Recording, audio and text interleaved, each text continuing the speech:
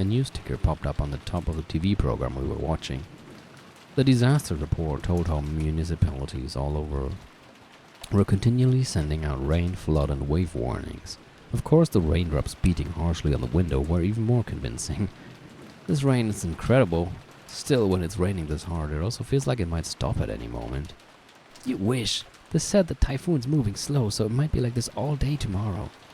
And even a little bad weather stops the boats from coming. It looks like we won't be able to head out on Sunday after all.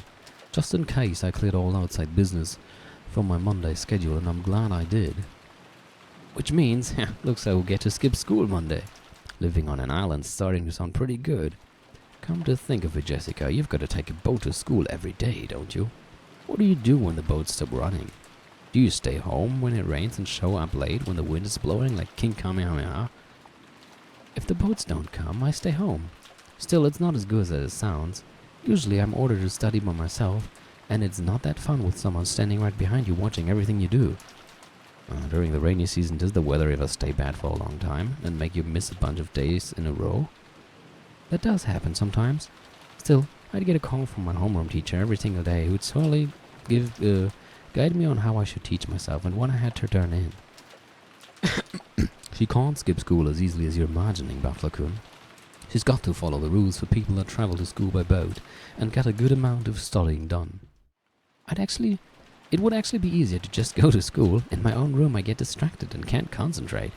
After being made to do nothing but workbooks for several days straight, it's pretty hard to handle all that mental stress. When I get into college, I really just want to go to some dorm and quickly say goodbye to this inconvenient island. Oh, okay.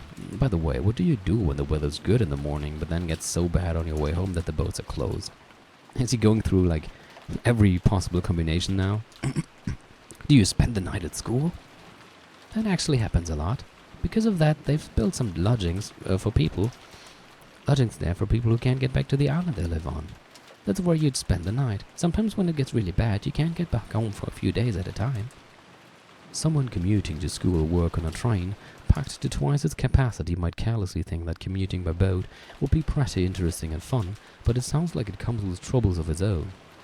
You hear thoughtless tourists saying stuff like that all the time. I've had enough of island life. I really want to just graduate high school and say goodbye to this island. But there are all dorm schools even for high school, right? Why did you choose that Niijima school of all places? I've wanted to go to one of those from the beginning. But Mom's always going on about how I need to learn manners and discipline as the successor. So I ended up sticking close to home even for high school. Man, I hate this island. I just want to go live in a city. I don't care if rain or even spears fall from the sky as long as I can move to a city where I can wear casual clothes and sandals. And can get to a convenience store in less than 5 minutes.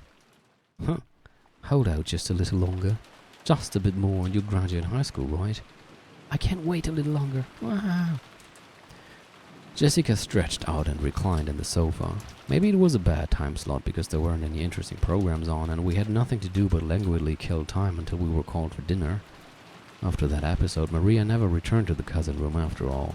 Aunt Rosa probably took her back to the mansion. Or maybe she's still out there. Oh no. It had to be pretty boring for Maria, all by herself while the adults had a confusing conversation. We thought we might as well head over to the mansion to see her, but the weather really was awful, and since there wasn't much time until dinner, we stayed where we were. At the time, we heard the sound of a humble knock. Jessica answered. Yes. The preparations for dinner are complete. Please come to the mansion. Oh, I wonder if Kinzel is going to show up this time. Probably not. It was Kanon-kun's voice. Did he go to all the trouble of coming from the mansion in this rain just to get us? Don't they have telephones? Couldn't he just have called us on the telephone? Yeah, exactly. Well, I guess servants at work don't always get to take the most efficient route. Just when I was getting hungry. Let's go. George Aniki turned off the television and stood up. My stomach's been growling for a while. I've always been a huge fan of the main family's dinners. And didn't Gora-san say it was calf steak or something? Oh, I can't wait. Our dinners are always even more fabulous than usual when the family conference comes around. Even I'm looking forward to it. Let's go. As we left the room, Kanon-kun bowed silently and respectfully. Okay. Let's go. Is the rain pretty nasty out there? Yes. Take care not to get your garments wet. How? If it's raining that strongly, how are they supposed to not get wet? If they take like an umbrella, it's probably just gonna fly away or get destroyed. But okay. After seeing the three of us out, Kanon-kun peered into the empty room. Wasn't Maria-sama with you? No, she's not. Wasn't she with Aunt Rosa? Uh-oh. Rosa was lying on a sofa in the empty parlor, having fallen asleep before she knew it. She was bearing a burden that the children couldn't even imagine. That's why she only needed to let her guard down a little before the weariness immediately dragged her into the world of sleep. Realizing this, Genji brought a blanket over to her. When he tried to spread it over her, her eyes snapped open as though she'd been shocked with electricity. Ah! Thank you, Genji-san. When she realized that the thing that had touched her was just a blanket and that Genji had been considerately giving it to her, she let out a sigh of relief. Did I wake you? My sincere apologies. No, it's okay. I hadn't planned on sleeping in the first place. What time is it now? When he was asked for the time, Genji checked a pocket watch that he took out of his chest pocket. Oh, very stylish. It is slightly after 6 o'clock. Rosa gave her head a little shake when she realized that not much time had actually passed, even though it felt like she'd slept for ages. Even though she didn't feel rested at all, the drowsiness that had enveloped her must have been pretty deep. Thank you, I'll be fine without the blanket. I mustn't sleep at such a strange time. My sense of time has been completely thrown off. The rain has finally started pouring down in earnest, hasn't it? Rosa finally realized that the peaceful sound that had put her to sleep was actually the rain. The wind's blowing hard too. I wonder if the typhoon's finally here. That's what they said on TV. The typhoon is moving slowly, so they think it will be like this all day tomorrow. Really? So our last chance to see that wonderful rose garden must already have passed by. From the window, what she could see of the rose garden was completely blurred by the wind and the rain.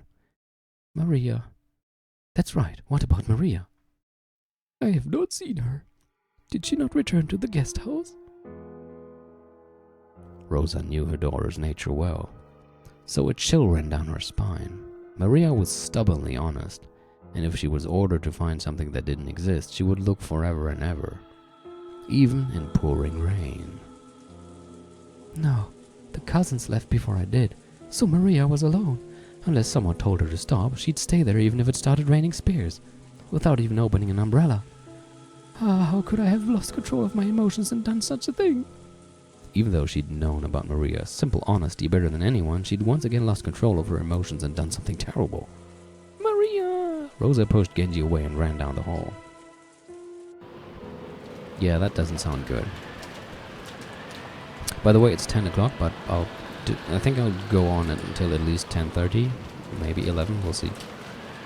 The outside really looked like a typhoon and the rain was pouring down spectacularly. Maybe because of some aspect of the terrain, the winds were in typhoon class, so an umbrella wouldn't be torn out of one's hands. Even so, it certainly was a windy rain. There was no time to admire the roses being drenched. Anyway, I'm getting pretty worried about Maria. You don't think she's still rebelliously searching for that rose alone, do you? I wonder. Surely she wouldn't do it in this rain. Or at least, I wish I could believe that, but Maria-chan sometimes gets really stubborn and intensely straightforward. We hadn't worried much, thinking that Aunt Rosa had taken her back to the mansion. However, when Kanon-kun had come from the mansion to call us and thought Maria was here, we got a little worried. I did not see her in the mansion, so I was sure she was here. After all, Rosa-sama was taking a nap. You didn't see her on your way over here? My apologies. I opened my umbrella and ran as fast as I could, so I did not pay much attention. If he had cut through the rose garden, taking the shortest line between the mansion and the guest house, then he would have just barely missed the place where Maria had been looking for her rose. And it was raining this hard too. It certainly would have been possible for Kanon-kun to fail to notice her. Instead of arguing around here, it'd be faster to just check it out directly. Aniki, why don't we race over there? Oh, do you think you can beat me now that you've been growing for 6 years? Okay, let's settle this. Go. George, Aniki and I flew out into the rain. Jessica and Kanon-kun followed us. Maria, if you're there, answer me. Maria. It's Aunt Rosa. Hey, Aunt Rosa. When George Aniki called back, Aunt Rosa jumped at him and grabbed onto him. Where's Maria? Isn't she with you? No, we didn't meet with Maria-chan after that. Maria! 6 years ago, Maria was 3 years old. She was a cute and pure kid who would just accept whatever anyone said. But 6 years have passed since then. She's 9 now, and experiencing the ups and downs of life should have taught her something. But Maria, are you telling me you're still as innocent and pure as you used to be? Maria! As I circled the rosebud, something white unexpectedly turned to face me. It was a white umbrella. Oh, Maria was crouching down, holding a white umbrella and still searching for that rose. Her face, which had turned bright red from crying her eyes out, was dirtied with water and mud. It was a truly pitiful sight. Maria, are you still looking? Can't find it. Can't find my rose. Maria had probably been here since the rain started pouring down. Her shoulders were freezing. Yeah, they probably should call the doctor. She looked tired to the bone, but fortunately, since she was holding an umbrella, she wasn't completely soaked. The umbrella probably came from the handbag Maria always carried around. Thank goodness. Seriously, thank goodness. Batlakun, thank goodness you found it. Maria, I'm sorry, I'm so sorry. Aunt Rosa threw her umbrella aside and hugged Maria. No, it's not here. My rose isn't here. I'll look for it with you later, okay? So just put it on hold for today, okay? Put it on hold for today. It looked like Maria still wasn't able to accept it, but she no longer had enough energy left to resist, I can imagine. Jessica and Kanon-kun caught up with us. I'll have a towel ready in the mansion immediately. Maria, were you here this whole time? I'm sorry. I'm sorry for being such a bad mother. Aunt Rosa, why don't we head back to the mansion for the time being?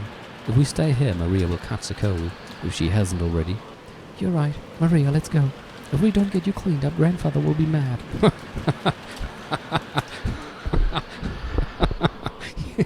How can he be any madder than he already is?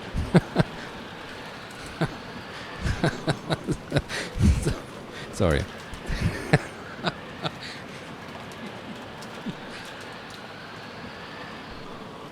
Have you talked to him recently? Oh, hungry. It's already time. Grandfather will be mad. Yeah, I don't see any getting any worse than he already is. It's already time to eat. You did a good job holding out, Maria. Once the weather gets better, we all go search together. We couldn't stay in the rain forever. We took Maria with us as we headed back to the mansion. Maria apparently wasn't as worn out as I had thought. When she remembered we were having calf steak for dinner, she started chanting, I'm hungry, ooh, and returned to her usual spirited self. Aunt Rosa didn't chide Maria for saying ooh. I see. So she had an umbrella on her. Maria sure is good at packing the right stuff. Oh, I didn't bring an umbrella. Oh. What? Then how did you get that white umbrella you're holding? Oh, I borrowed it. From whom? Some caring person must have brought her an umbrella. A normal kid would look for shelter once it started raining, but Maria was too stubborn to give up so easily. So maybe that caring person gave up on telling Maria to find shelter, then decided to at least give her an umbrella. I see. I'll have to thank that person. Who was it? Beatrice. Oh, I knew she would say that. I fucking knew it. The name Maria cheerfully mentioned was that of the island's witch. Rosa took a deep breath and asked again, trying to do so in a way that wouldn't damage Maria's good mood. Really, that's wonderful. So, who was it? Who brought you that umbrella? Oh, Beatrice. Oh. Maria immediately realized that her mother didn't believe her and started crying out unhappily again. So Rosa stopped pursuing the subject. It would probably be faster to ask whoever lent Maria the umbrella during dinner rather than ask Maria herself.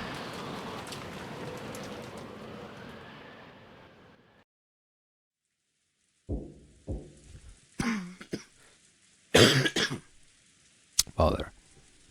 Ist bestimmt wieder Klaus. Please at least join us for dinner. It won't be a family conference otherwise. Now, along with the dull pounding on the door, the sound of Klaus's entreaty could be heard. However, that voice seemed to be resigned to the fact that nothing it said would be heard. Ginzo-san, won't you at least come out for dinner? All your children have gathered here to see your face, haven't they? Silence, Nanjo. So the bishop won't work. One move too short.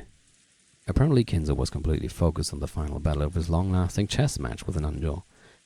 Kinzo's brow was wrinkled as he continued to glare at the game board through his spectacles. Klaus's voice didn't reach his ears. Kinzo-san, I'm hungry myself. Why don't we go down and eat? Go by yourself if that's what you want. Let me consider this next move for a little longer. We are going to finish it tonight. Otherwise, it's doubtful we'll finish before the world ends. Nanjo rose from his seat, hoping this would prompt Kinzo to do the same. But Kinzo's eyes never left the chessboard. He knew well that Kinzo always displayed a blind concentration when it came to chess, but he'd never seen Kinzo concentrate as hard as this. It was almost as though Kinzo was telling the truth, and there would never be another chance for them to continue their contest if they didn't finish tonight. It seemed that no matter how obstinately he called out to Kinzo, it wouldn't reach the latter's heart. Nanjo gave up and headed to the door that Klaus was still banging on. The door to the study opened. Klaus was taken aback, thinking that maybe Kinzo was actually coming out. However, Nanjo was the one who appeared, and Klaus let out a sigh of relief. Dr. Nanjo, his father. I'm sorry I couldn't be of service. Right now, this room is Kinzo-san's whole world. Nanjo shook his head with a completely defeated expression. Klaus raised his fist once more and banged on the door, shouting, Father, can you hear me? We're heading down now, but please join us anytime you feel like it. All of your children are waiting for you. His voice was very loud, and he was making a racket pounding on the door. There was no way it wouldn't reach Kinzo's ears.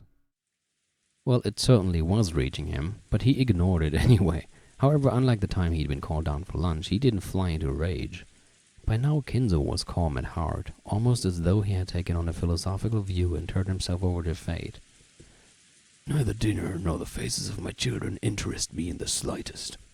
I will only leave here if Beatrice is resurrected, or if I am chosen as a sacrifice for the key. The demon's roulette has already started spinning. What meaning does dinner have at this point?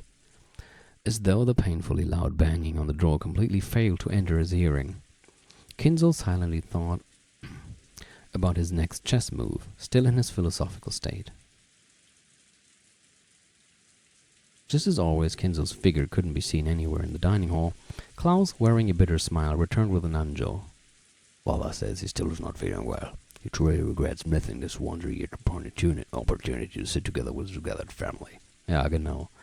Eva and Rudolf sniggered. Given Kinzo's personality, there was no way he'd show signs of regret, and none of his relatives showed any regret at his absence. Then why don't we start dinner? Gora, begin. Certainly. Well then, if you will allow me. When Gora was told to start the family conference at dinner, his biggest time to shine of the whole year, he nodded with a broad grin. May I ask, who lent Maria an umbrella? When Rosa timidly cut through the silence of the dining hall, everyone noticed. An umbrella? What's this about? A short while back, Maria was in the rose garden when it started raining, and she apparently borrowed a white umbrella from someone. I wanted to thank them. It wasn't one of us. After you left, we moved to a different room and had a friendly chat that whole time. Huh, that's right. Even after that, the siblings had a real friendly chat. The word friendly fell awkwardly from Hideyoshi's lips, so even those who hadn't been present could tell the conversation hadn't been a pleasant one. At the very least, it couldn't have been me if Rudolf Hideyoshi-san or Kiryu-san.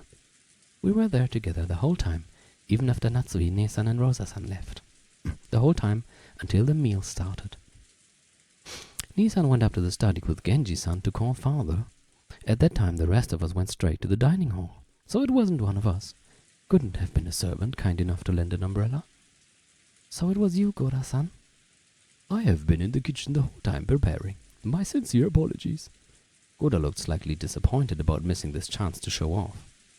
At that time, Shannon and Kumasawa appeared, pushing a serving cart loaded with hors d'oeuvres. Ich glaube, hors d'oeuvre. So spricht man das aus, oder? Then what about Kumasawa-san or Shannon-chan? Yes?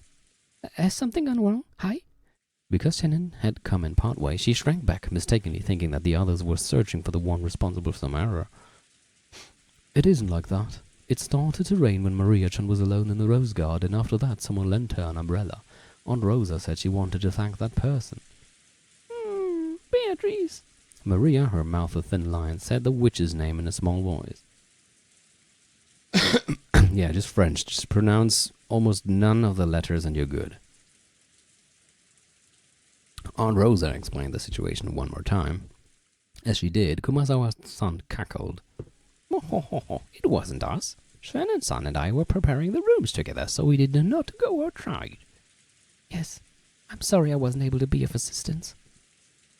Preparing the rooms? What do you mean by that? Because of the rain. We thought it would be troublesome for all of the guests to return to the guest house. Oh, cool, wir schlafen alle hier. So the servants were ordered to prepare the guest rooms inside the mansion. Really, how thoughtful. Yes, it certainly would be rude to chase us outside in this rain. Could you give it a rest? For fuck's sake. Yes, after receiving the order from Madame Kumasawa-san, Kanon-kun and I started preparing the rooms. Then it became time for dinner, so Genji-sama ordered Kanon-kun to go to the guest house and summon the children. Yes. So did Kanon-san find Maria on the way to the guest house and hand her the umbrella? Wrong. The person who had actually received the umbrella denied it. Rosa was troubled. All she wanted to do was give a word of thanks to the person who had lent the umbrella, but she couldn't find them. And she thought asking like this with everyone gathered for dinner would work immediately. Then was it you, Natsuhine-san? I'm sorry. After everyone's friendly chat, my headache was so bad that I have been resting in my room. Therefore, I did not go outside. Then who was it? George-kun and the kids? That can't be right. No, it wasn't us. We were watching television in the guest house the whole time. Actually, we thought Maria had just gone back to the mansion with you. And then Kanon-kun came and he asked whether Maria was with us. That's when we first realized she wasn't in the mansion. I mean, if it were me, I'd have grabbed her hand and pulled her under the roof before giving her an umbrella. Rosa was completely baffled. One by one, the relatives and the servants denied that they had done it, even though it really wasn't something anyone would need to hide. So by process of elimination, the number of remaining candidates wasn't large. Of course it wasn't me. Right after it began raining, I visited Kinzo-san's room and I was playing chess with him until just now. Which means that it also wasn't grandfather. Wait a sec. Isn't this starting to get a bit weird? Who was left? Then who was it? Genji-san? Huh? Oh, wait a second, don't get me wrong. It's not like I'm searching for some culprit or anything. All I want to do is, as a mother, thank the person who gave Maria an umbrella in the middle of the rain. Giving an umbrella to a girl loitering in the rain was something to be praised, not hidden. Despite that, no one raised their hand. Why not? Everyone started whispering about how strange this was getting. Calm down, Rosa. Why don't we just ask the person who was lent the umbrella? That's what everyone had been thinking since the beginning. They were all scratching their heads at why she didn't just ask Maria, who had been given the umbrella. However, Rosa bit her lower lip. After all, she already knew how Maria would answer if asked. Of course, Rudolph-kun here's got it right. Maria-chan, tell your uncle. Who lent you the umbrella? Beatrice. The dining hall was wrapped in silence for an instant, but it was soon interrupted by a burst of laughter. I see, so Beatrice the witch of the forest felt pity and lent her an umbrella. What a lovely story. Rosa, there you have it. Rosa couldn't believe it. Even though she just wanted to say thanks for the umbrella, why did everything have to be so clouded in smoke? Just like Uncle Klaus said, Beatrice let me borrow it. Borrow, so that means she's gonna come back for it. Well, isn't that wonderful? We should all be jealous of such purity. What do you think, everyone? Klaus was laughing with a face that was clearly mocking, but Maria was overjoyed, apparently convinced that her claim was being believed. How did that work? Does that mean a witch really appeared and lent her an umbrella? Jessica asked me in a small voice that wouldn't carry over to Maria, who was sitting across from me. Has Maria ever been the type to make jokes? If we'd heard that kind of story pop out of my old bastard's mouth, we would have just taken it as another joke. However, it was hard to explain it away like that when Maria said it. This was getting pretty unnerving. No way, she's always been frank and serious. She's the sort of believe any joke, even ones normal people could instantly tell were lies. I've never even heard of her cracking a joke. Aunt Rosa probably knew that better than anyone. It appeared that because of this weird situation, she had no idea what was going on anymore. So if Maria says she borrowed an umbrella from Beatrice, that must mean it really was Beatrice? We're talking about Maria here, so I can't think of it as some kind of metaphor or joke. It might be best to take what she says at face value. Then what's going on? Are you saying Genji-san or someone put on that fancy dress from the portrait and gave Maria the umbrella? I'm not sure about that. Actually, that's what I want to know. Jessica shrugged jokingly, but her expression didn't completely match her attitude. Once the hors-d'oeuvres were set out and Goda showed off his vast store of knowledge, the meal began. A couple casual chats broke out here and there, but they seemed somehow distant, and the meal ended up being so quiet that you couldn't ignore the sound of the rain sneaking into the dining hall. I love this atmosphere, by the way. This is really great. Kumasawa and Shannon, pushing the serving cart, ran into Genji and Kanon on their way to the kitchen. Oh, it's Genji-san. Did you lend Maria-san an umbrella? An umbrella? What are you talking about? Well, I heard that when it started raining, Maria-sama was alone in the rose garden. It seems she borrowed an umbrella from someone there, but we don't know who it was. It wasn't me. After all, I actually thought Maria-sama was in the guest house. When Betla-sama first found her, she was already holding a white umbrella. My apologies, but it was not me either. Then could it actually be the master? Yeah, sure. Both in the dining hall and right here, everyone had stated that they hadn't done it. That left only Kinzo, but maybe he went walking down the corridor for some reason when he just happened to see Maria-sama in the rose garden without even an umbrella. The master is not particularly fond of Maria-sama. I agree. I can't imagine that for Maria-sama's sake he would go to all of the trouble of descending the stairs with an umbrella. Oh my, how troublesome. Does that mean the one who lent Maria-sama an umbrella really was Beatrice-sama? Kumasawa laughed, just like the relatives in the dining hall who had laughed it off. She couldn't think of any other way to break through the smoke veiling the current situation. Just then, the crisp sound of a hands clapping twice rang through the hallway. They all turned around at once to see Goda coming out of the dining hall. Okay, everyone. When serving at dinner, proper timing while setting the table is essential. Please immediately see to setting out the soup. Genji-san, the women are in the middle of an important job, so please don't get in their way. Who do you think you are? You dick. Kanon glared at Goda for being rude to Genji, a person Kanon respected.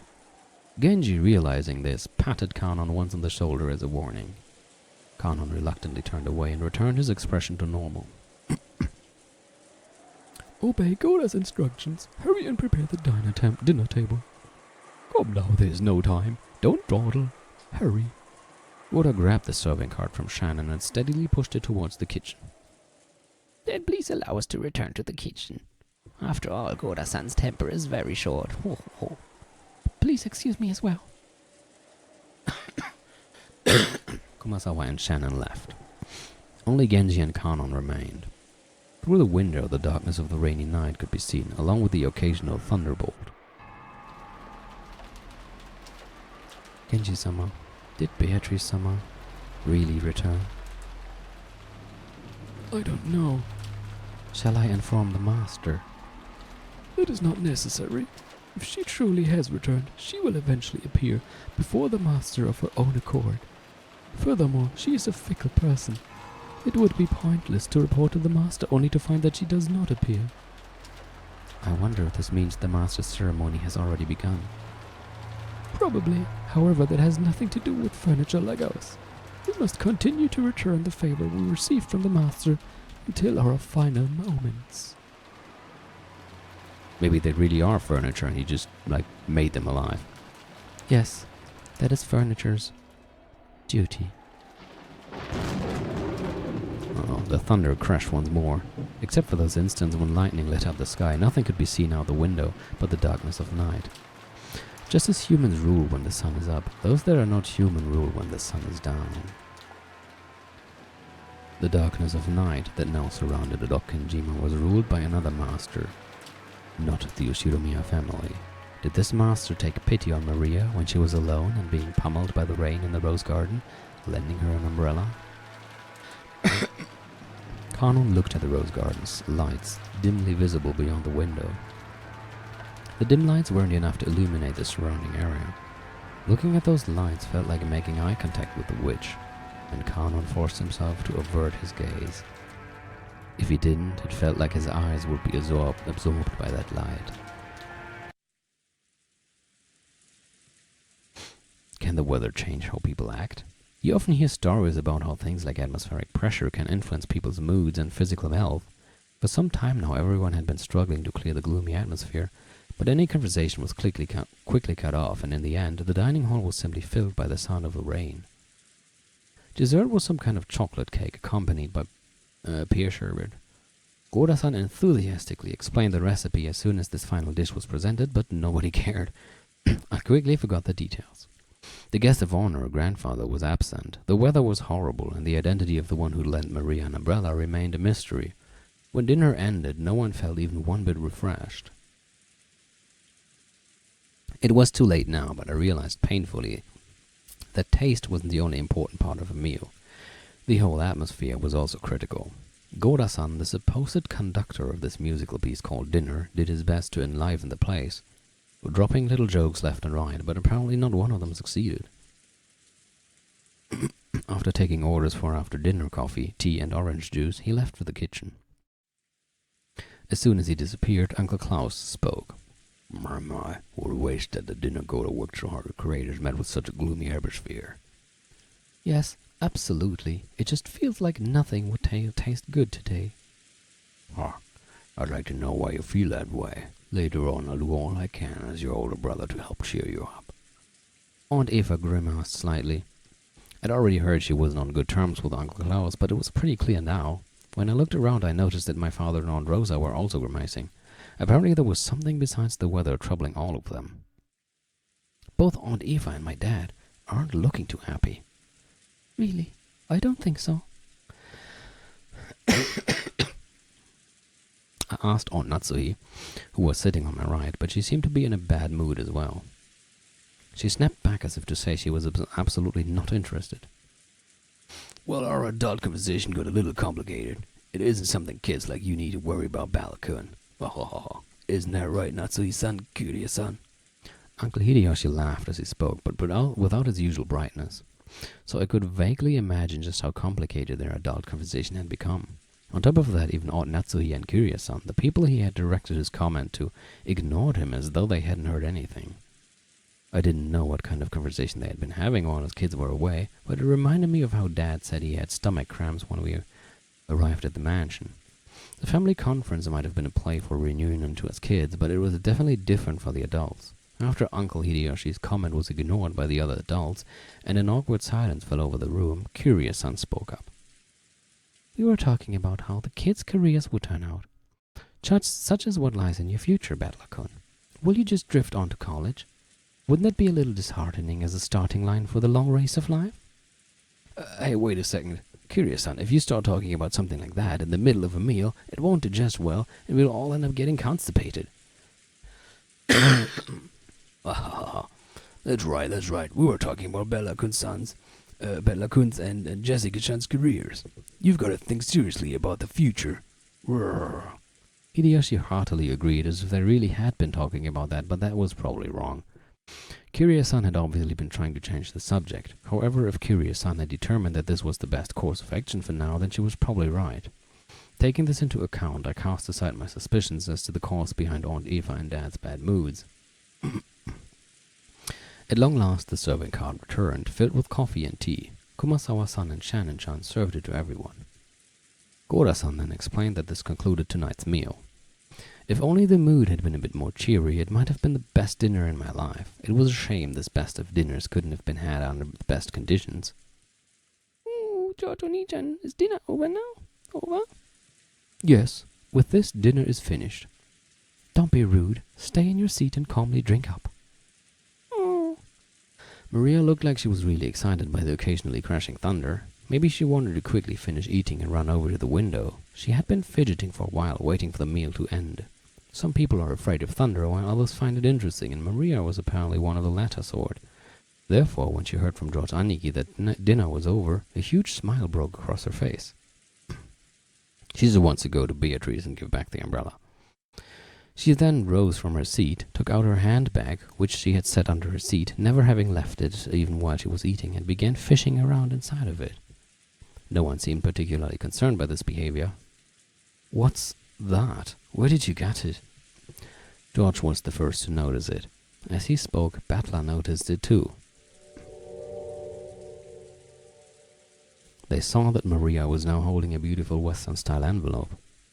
On the front of the envelope, the Oshiromiya family crest, the one-winged eagle, was done in gold leaf. Furthermore, the fact that it was sealed with dark red wax made it clear that this wasn't something Maria could have brought as a prank. Maria-chan, what is that? It seemed that Natsuhi had also noticed the strangeness of the envelope Maria was holding. Her voice sounded too serious for someone admonishing a small child, so the relatives around us finally noticed too. What happened, Natsuhi-san? What is that? Maria, where did you pick that up? That envelope has Kinzo-san's. When Nanjo muttered that, even us kids could not understand why everyone seemed to be frozen solid. The envelope that Maria held was one of the Oshiromiya family head's custom-made envelopes for private use. In other words, it could only mean one thing. This envelope contained a message from Kinzo. What is an envelope like that doing here? Now that's an interesting thing to come jumping out at us. Just let me have a peek. No way, I'll read it. No way, I'll read it. I was told to read it to everyone. Uncle Hideyoshi tried to snatch the envelope out from Maria's hands, but she protected it, as though hugging it, and didn't let go. Hideyoshi-san, you can't use force against a child. Maria-chan, where did you get this envelope? I got it from Beatrice when she gave me the umbrella. Uh-oh. She told me to read it to everyone after the meal was over. I'm the witch's messenger. Messenger? The almighty witch of the island sure likes to mess around. Bedla tried to joke about it, but no one laughed. I wonder what's written inside of it, Maria-chan. No, gonna read it. Maria casually opened the envelope. It was sealed only with wax, so she just had to remove the sealing wax to open it. The sealing wax fell onto the desk. Hideyoshi hastily picked it up and stared fixedly at it. He then set it in the center of the table where Natsuhi, Kyria, and Nanjo stared at it. Imprinted in the sealing wax was the one-winged eagle, which was the Oshiromiya family crest and also Kinzo's personal crest. This is the family head's personal crest. I know it from the letters I have received from Kinzo-san before. Without a doubt, this is his wax seal. But aren't there several things in this mansion bearing that crest? For example, if there was some kind of stamp for wax seals, couldn't someone other than Kinzo-san have used it? No, Kinzo-san would always use a ring on his finger, his proof of the Oshiromiya family headship when he sealed the wax. The shape and complex design is definitely Kinzo-san's seal. That is not necessarily so. Anyone in the family must have received a letter from Father at least once. We can't eliminate the possibility that someone used their wax as a model to create a fake seal and pass themselves off as father. I agree with Aniki. No matter how much the seal resembles Dad's, we can't prove that it's the real thing, so it doesn't prove this envelope came from him. I absolutely agree. I cannot approve of arbitrarily deciding that this letter came from Father, based solely on the wax seal. Dr. Nanjo, couldn't you use a bit more discretion with your vague words? I apologize. It was not my place to speak. One after another, all of the siblings from Klaus on downwards rejected Nanjo's statement, saying that the envelope Maria held wasn't necessarily from Kinzo. They were afraid. They feared from the bottom of their hearts that Kinzo's intentions were written there, and that it might be some announcement regarding the inheritance that would be decidedly unfavorable to them. You might have worse things to worry about. Maria, the person who gave you that envelope was the same person who lent you that umbrella, right? I don't know what U means. Is it true? Yes. So in other words, the witch Beatrice gave Maria-chan that envelope along with the umbrella. Maria nodded forcefully. I agree with my husband. It's a dubious letter handed over by some suspicious person. It isn't even worth reading. There's nothing wrong with just reading it, right? Butler said it to Jessica in a small voice, trying to act tough, but Natsuki heard him clearly and glared at him with threatening eyes. And then, Beatrice told you to read it after the meal was over, right, Maria? It's okay, everyone. This envelope didn't come from Grandfather, but from Beatrice. Regardless of who actually wrote it, why can't we just hear what's inside before we decide? That's right. Even if Father didn't necessarily write it, I'd still like to know what's written inside. Maria-chan, I'm sorry I tried to take it from you by force earlier. I apologize, so will you read it aloud in front of everyone? Maria, read it. As all the relatives stared fiercely at Maria, she spread the letter open with a rustle. You think it really did come from Dad? Impossible. Whenever Father has announced something to us in the past, he would always send Genji if he didn't do it directly, correct? I cannot believe that he would use such a joke-like approach. That's right. Maria, a messenger? That definitely doesn't suit Father's tastes. Rosa, could this be Maria-chan trying to surprise us by putting on some kind of show? But Maria isn't really a kid who'd be capable of something so thoughtful. Gonna read it. The words came out of Maria's mouth, but for some reason her voice seemed different from usual. Everyone went suddenly silent. Welcome to Rokkenjima, members of the Yoshidomiya family. I am Beatrice, the alchemist for this family, employed by Kinzo-sama himself. Oh, that's crazy. Quiet! I have served him for many years in accordance with our contract. But on this day, Kinzo-sama has announced the final suspension of that contract. Therefore, I ask that you acknowledge my resignation from the position of family alchemist from this day forth.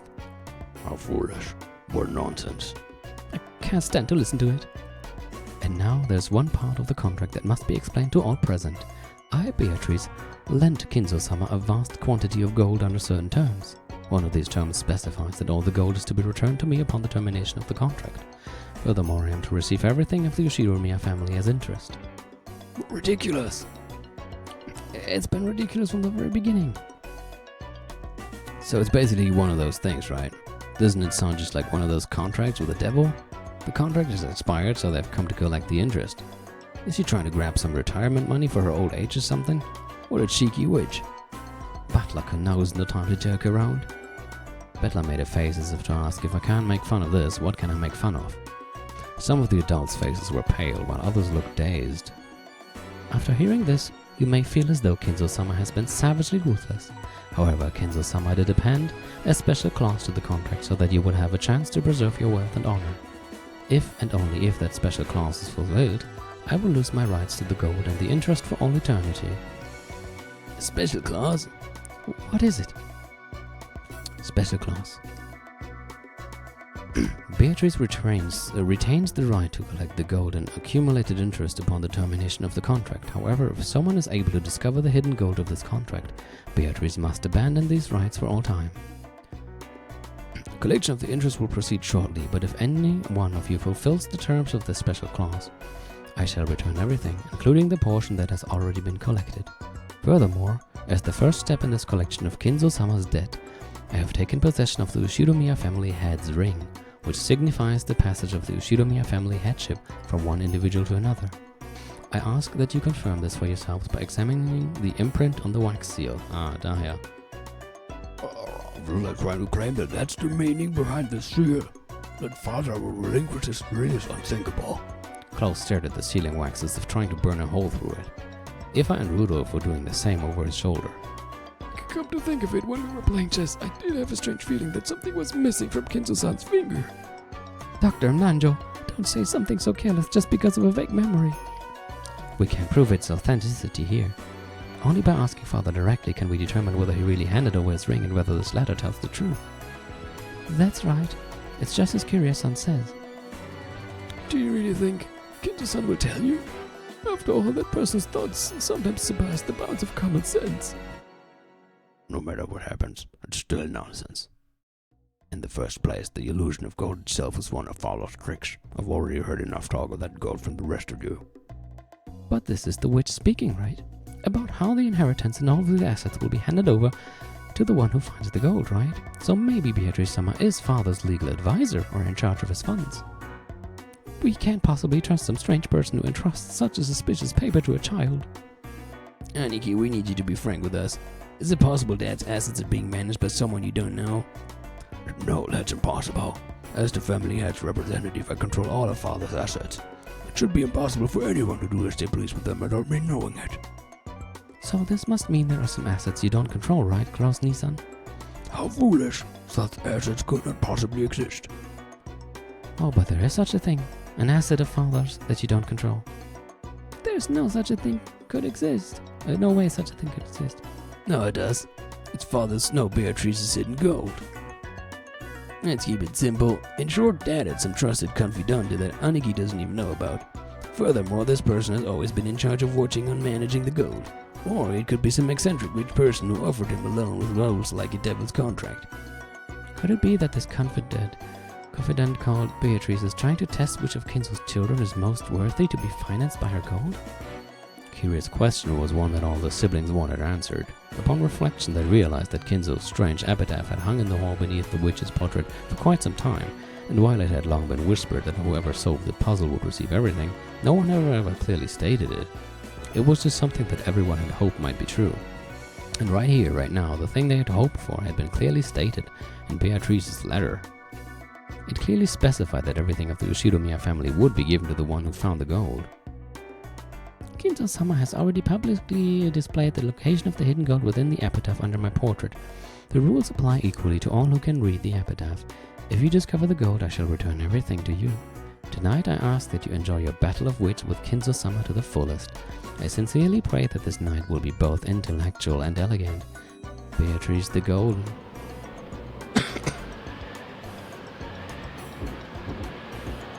Father, I know you can hear me. Please respond. The door to Kinzo's study was being violently, harshly beaten against over and over like a percussion instrument. The yells coming from the other side belonged to Klaus Rudolph and sometimes Eva. It was the siblings who were trying to intrude upon Kinzo's study to question him about the truth behind that mysterious letter. Kinzo was eating. What a day's essen here. An elegant tablecloth was set over the desk, and the fabulous dinner that had adorned the table down in the dining hall was reproduced here. Oh, the latter has been added to tips.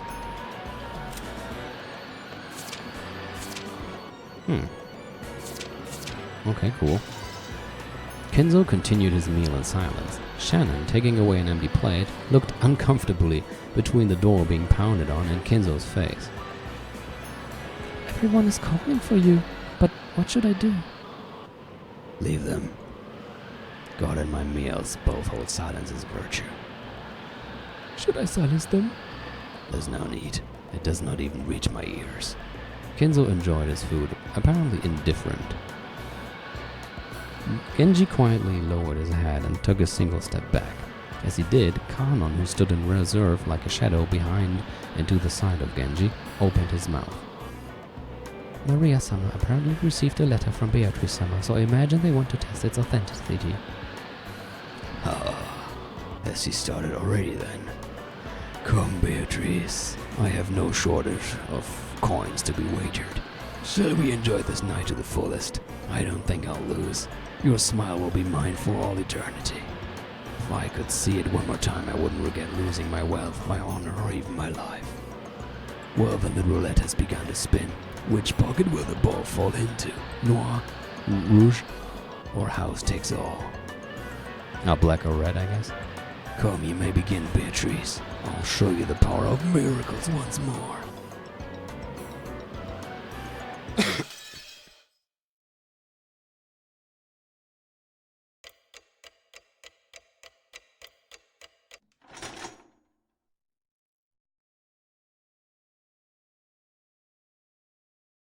I was about to say, I would totally love to hear more now, because this is getting really interesting. But I think that's a great timing for stopping for today, and sounds like things will get even more interesting next time. Oh dear, oh dear. So let's save it here. Then I guess we have a lot to look forward to next time. Because it definitely sounds like, yeah, interesting stuff might be happening already and will probably continue to happen. Anyway, more interesting is correct. Great. That's what I wanted to hear. Absolutely can't wait. Okay, cool. I'm already hyped for that. So, without further ado, I will say good night now and stop streaming and recording, and see each of you in chat or in person, and next Sunday latest. Goodbye. Good night.